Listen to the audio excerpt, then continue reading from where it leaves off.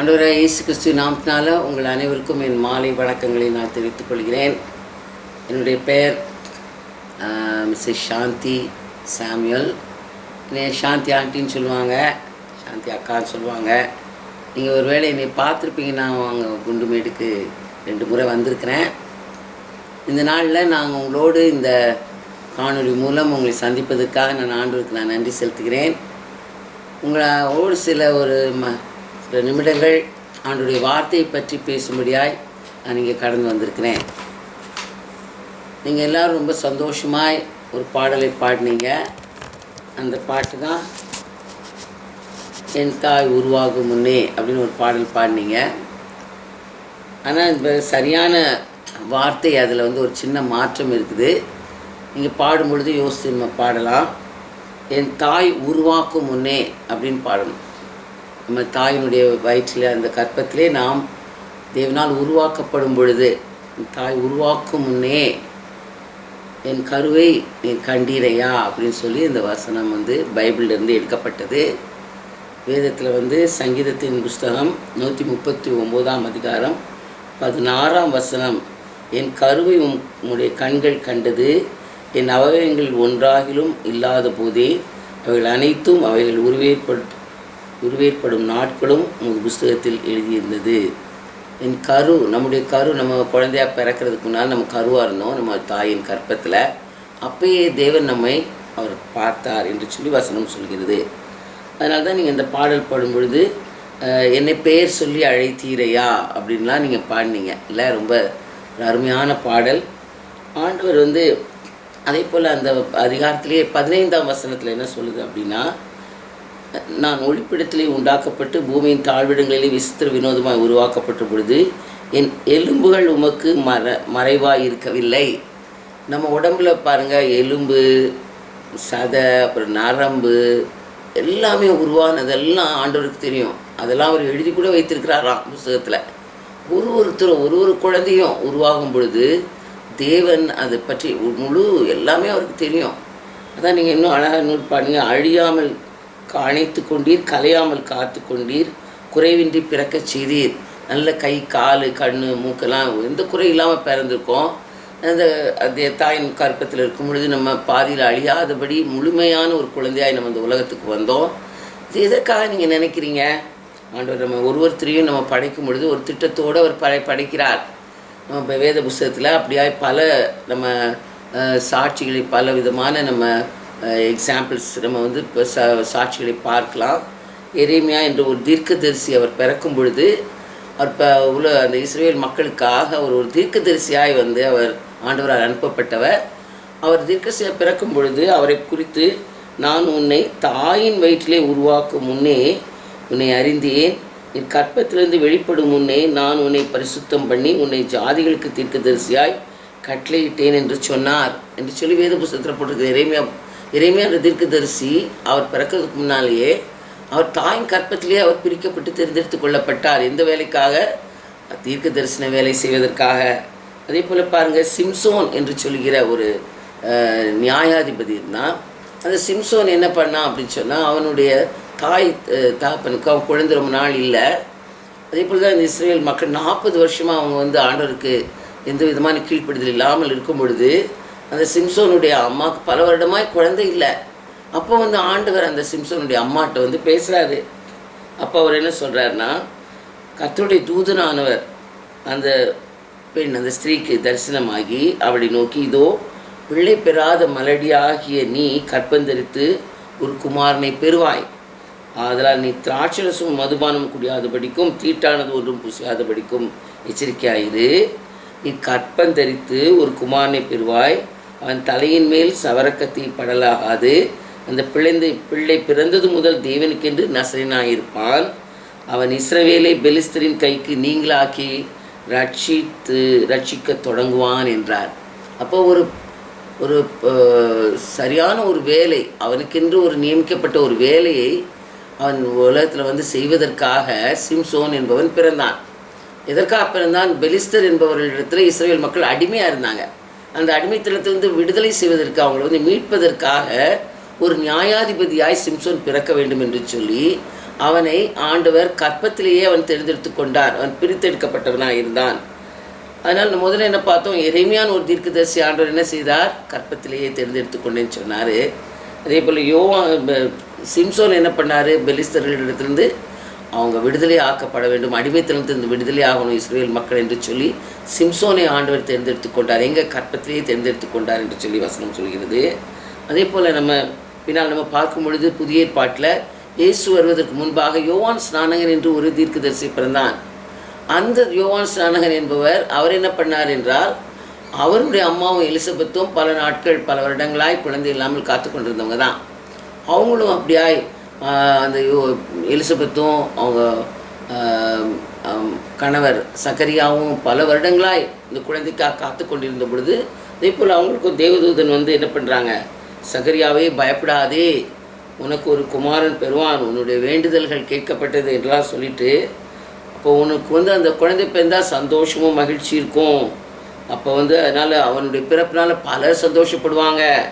அதுக்கப்புறம் அவன் கர்த்தருக்கு முன்பாக பெரிய ஒரு பெரியவனாக இருப்பான். அவனும் திராட்சரசம் குடிக்கக்கூடாது, மதுபானம் குடிக்கக்கூடாது அப்படின்னு சொல்லி தாயின் வயிற்றில் பிறக்கும் போதே அவன் பரிசுத்த ஆவியானால் நிரப்பப்பட்டிருப்பான். பாருங்கள், தாயின் கற்பத்திலேயே பரிசுத்த ஆவியானவர் அவனை நிரப்பியிருப்பார் என்று சொல்லி ஒரு வாக்குத்தத்தம் பண்ணப்பட்டிருக்கிறது. அதுபோல் அவனுடைய யோவான் ஸ்நானனுக்கு என்ன வேலையானா, இஸ்ரவேல் சந்ததியாரில் அநேகரை தேவனாகி கர்த்தரிடத்தில் திருப்புவான். பாருங்கள், அவருக்கு வேலை அப்பாவுடைய இருதயத்தை பிள்ளைக்கு நேராகவும் கீழ்ப்படியாதவருடைய ஞானத்தை திருப்பி, அதாவது அவங்களுடைய புத்தியை திருப்புறதுக்கும் ஆண்டவராகிய தேவன் என்ன பண்ணுறாரு, யோவான் ஸ்நானகன் என்பவனை தெரிந்தெடுத்து கொண்டு தாயின் கற்பத்திலேயே அவன் பரிசுத்தாவினால் நிரப்பி அவனை உலகத்துக்கு அனுப்பினார். இது நம்ம இந்த வேத புத்தகத்தில் பார்க்குற ஒரு மூணாவது ஒரு எக்ஸாம்பிள். அதே போல் பார்த்திங்கன்னா இன்னும் நாலாவதாக ஒன்று பவுல். இயேசு கிறிஸ்து பிறந்து நமக்காக பல ஊழியங்கள் செய்து பாடுபட்டு மரித்து அடக்கம் பண்ணப்பட்டு பரலோகத்துக்கு திரும்பின உடனே அவர் பரிசுத்த ஆவியானவரை நமக்காக அனுப்பினார். அப்பொழுது தான் சபைகள் உருவானது.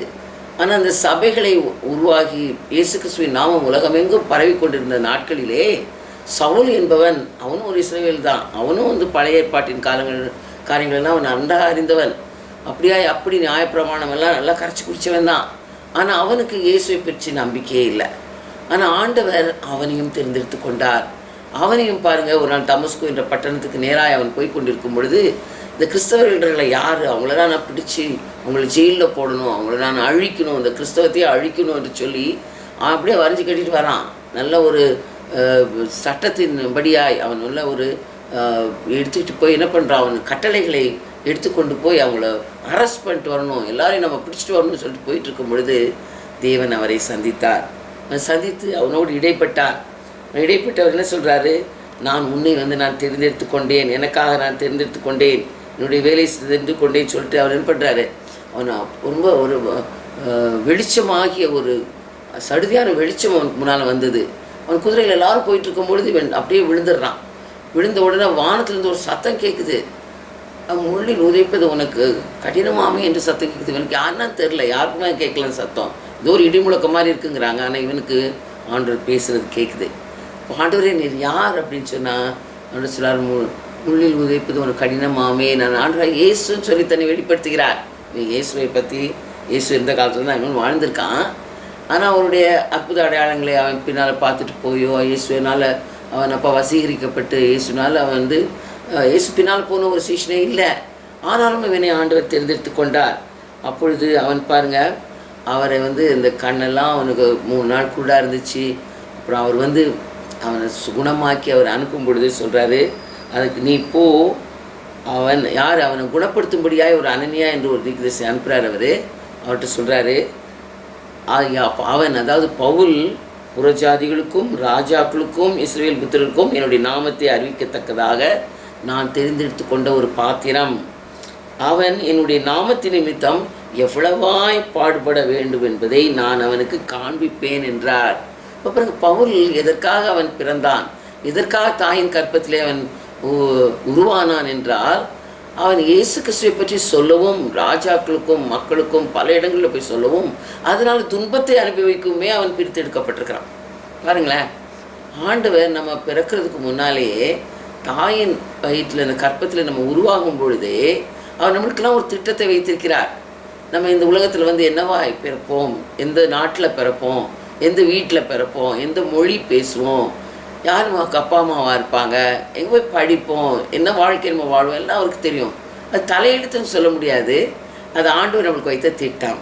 இந்த இடத்துல நம்ம இருக்கிற இடத்துல, நம்ம எந்த இடத்துல பிறந்தோமோ அந்த இடத்துல நம்ம சந்தோஷமாக, ஏன் நம்ம அந்த வீட்டில் பிறக்கலை, நான் இந்த நாட்டில் பிறக்கலை, அப்படிலாம் நம்ம குறை சொல்லாமல் இருக்கிற இடத்துல, நம்ம பிறந்த இடத்துலையே ஆண்டவர் நமக்காக ஒருத்தருக்கு ஒரு திட்டத்தோடு நம்மளை அனுப்பினார் என்பதை நம்ம நம்ப வேணும், நம்ம விசுவாசிக்கணும். அது நம்மளுக்கு நம்ம அதை புரிஞ்சுக்கணும். ஆண்டவர் யாரையுமே ஒரு யூஸ்லெஸ்ஸாக படைக்கலை, எல்லாருக்கும் ஒரு திட்டம் வைத்திருக்கிறார். நம்ம ஒருவரும் இந்த உலகத்தில் ஒரு வேலையை செய்வதற்காக நம்ம பிறந்திருக்கிறோம். எல்லாரும் போய் இயேசுவை பற்றி சொல்ல வேண்டும் என்றால் நம்முடைய வேலைகளில், வேலை செய்கிற இடத்துல, படிக்கிற இடத்துல, நம்ம எந்தெந்த இடங்களில், நம்ம வீட்டில் இருக்கிற இடத்துல எங்கேயுமே நம்ம ஆண்டவருடைய நாமத்தை நம்ம சொல்லவும், அவருக்காக வாழவும், அவருக்கு சாட்சியாய் வாழவும், அவரை பற்றி அவருடைய அன்பை மற்றவங்களுக்கு காண்பிக்கவும் நம்ம ஒவ்வொருவருக்கும் ஆண்டவர் ஒரு திட்டம் வைத்திருக்கிறார். அதனால் இந்த நாளில் நீங்கள் எப்படிப்பட்டவங்களாக இருந்தாலும் சரி, நீங்கள் என்ன வேலை செய்கிறவங்களாக இருந்தாலும் சரி, நீங்கள் சின்னவங்களோ பெரியவங்களோ வயசானவங்களோ, நிறைய உங்களுக்கு நல்ல ஹெல்த் இருக்கோ இல்லையோ, நீங்கள் யாராக இருந்தாலும் சரி, ஆணோ பெண்ணோ, நீங்கள் என்ன பாஷை பேசினாலும் சரி, நீங்கள் எந்த விதமான தேசத்தாராக இருந்தாலும் சரி, மொழி பேசுகிறவங்களாக இருந்தாலும் சரி, தேவன் உங்களை நேசிக்கிறார். இந்த உலகத்தில் நீங்கள் வரும் முன்பே, நீங்கள் உங்கள் தாயின் கருவில் இருக்கும் பொழுதே உங்களை அவர் தேர்ந்தெடுத்து கொண்டார், பிரித்தார். உங்களுக்கு அப்பா அம்மா பேர் வைக்கிறதுக்கு முன்னே அவர் பேர் சொல்லி உங்களை அழைத்தார். உங்கள் ஒவ்வொருவரையும் அவர் நேசிக்கிறார். அதனால் உங்கள் திட்டம் இன்றைக்கி என்ன என்பதை நீங்கள் அறிந்திருக்கீங்களா? பலர் தங்களுடைய வாழ்க்கையில் திட்டம் என்னென்ன, ஆண்டோடைய திட்டம் எங்கள் வாழ்க்கையில் என்னென்னே தெரியல, ஆண்டோடைய சுத்தம் என்னுடைய வாழ்க்கையில் என்னென்னே எனக்கு தெரியலன்னு வாழ்ந்துட்டுருக்கேன்னு சொல்லி குழம்பி போயிருக்கிறாங்க. இந்த நேரத்தில் ஏதோ பிறந்தோம், வளர்ந்தோம், நம்மளும் சாப்பிட்டோம், பிள்ளையை பெற்றோம், அதை கல்யாணம் பண்ணி கொடுத்தோம், அதோடைய பிள்ளையை பார்த்தோம் சொல்லி ஏதோ ஒரு மிருகங்களைப் போல், ஒரு ஆடு மாடு இல்லைன்னா அது போல் நம்மளும் வாழ்ந்துட்டு போகிறதுக்காக நம்ம ஆண்டவர் நம்மளை படைக்கலை. ஆண்டவர் நம்ம ஒவ்வொருவரையும் ஒரு திட்டத்தோடு அவரை போல நம்ம இந்த உலகத்தில் வரும்பொழுது ஒரு வேலையை அவருக்காக செய்வதற்காக படைத்திருக்கிறார். அந்த திட்டம் என்ன என்பதை நீங்கள் அறிந்து கொள்ள வாஞ்சியாக இருக்கிறீங்களா? இன்றைக்கி நம்ம எல்லோரும் சேர்ந்து செபிப்போமா?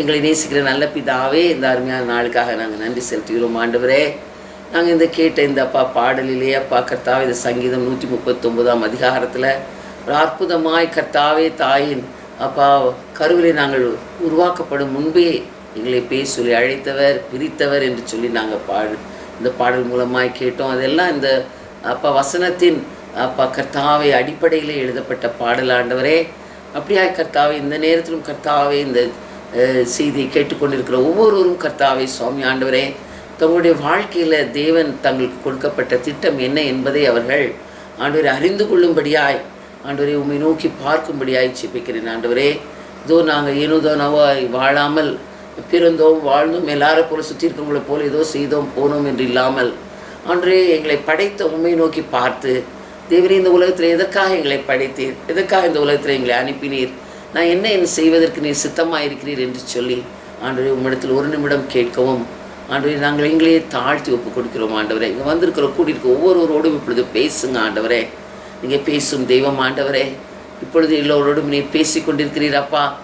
அவங்களுக்கு தங்களுடைய வாழ்க்கையினுடைய திட்டங்களை தெரிந்து கொள்ளட்டும். ஆண்டவரே, அவங்களோடு நீங்கள் கர்த்தாவை கனவின் மூலமாக, சொப்பனத்தின் மூலமாகவோ இல்லை கர்த்தாவை அவங்கள உள்ள ஆள் மனதிலோ நீங்கள் பேசுவீங்க. ஆண்டவரே, இதுக்காக நீ தேர்ந்தெடுக்கப்பட்டாய், இதற்காக நீ பிறந்தாய் என்று சொல்லி அவங்க வாழ்க்கையின் அடிப்படை கர்த்தாவை அழைப்பை அவர்கள் புரிந்து கொண்டு அவங்களுடைய சத்தத்துக்கு கீழ்ப்படிந்து ஆண்டவரே தங்களுடைய வாழ்க்கையை சீர்படுத்தி நேர்படுத்தி உமக்கு நேராய் வாழ அவங்களை ஒப்புக் கொடுக்கிறேன்.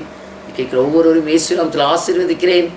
ஆண்டவரே கர்த்தாவை வருகிற நாட்களில் உங்களுடைய திட்டங்கள் என்ன என்பதை அவர்கள் புரிந்து கொண்டு, தங்கள் படைக்கப்பட்டதின் நோக்கத்தை அவர்கள் புரிந்து கொண்டு உங்கள் வாழ்க்கை கர்த்தாவை ஜெயமாய் வாழ்வார்கள் என்று விசுவாசத்து உமக்கு நன்றி செலுத்துகிறேன்.